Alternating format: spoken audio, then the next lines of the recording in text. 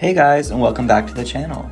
My name's Michael, and in today's video, I'm going to be doing another Dreamlight Valley build. And this one is specifically for Dazzle Beach. I had the idea recently of doing a fruit stand on the beach, and so I wanted to share that. I'm starting off with these dirty counters because I think it gives the perfect weathered beach look. I'm using Kristoff's stall for the backdrop of this, but you can use any stall, any stand, anything that you really want to make it look like there's something behind the counter. And then behind that, I fill it in with trellises to separate it off from the rest of the area.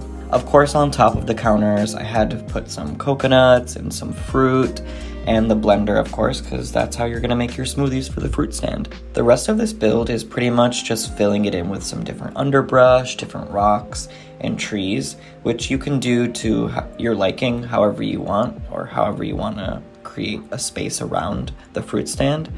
But I'm basically creating some little sections and then just building up different shapes and different sizes to create some depth. So I'm using rocks, I'm using beach grass, different sized palm trees, just to create an area around the fruit stand and to section it off from the beach to make it look like it's actually its own little section.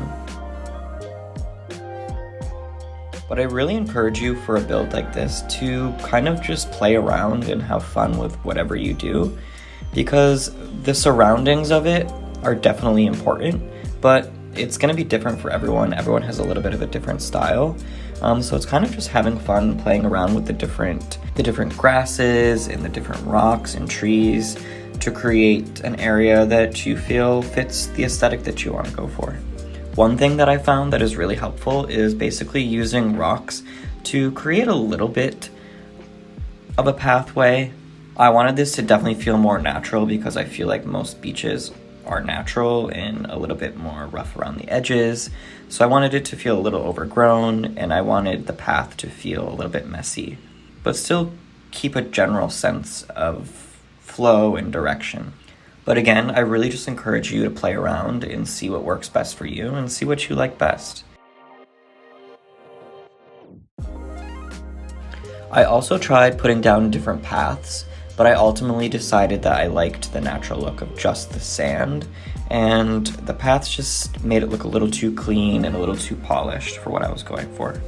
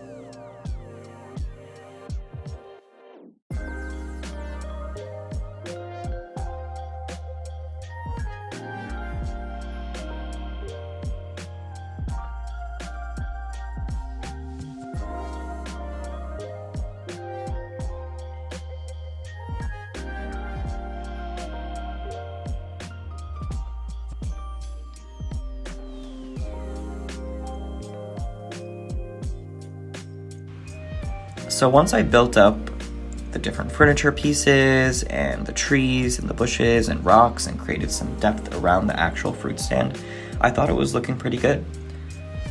This was a pretty easy build, so I'm curious to know what you guys think down in the comments below. Are you going to be adding something like this to your beach? And if not, what are some ideas that you have for the beach? I'm curious to see what everyone's thinking. Thank you guys so much for watching, and I'll see you in the next video.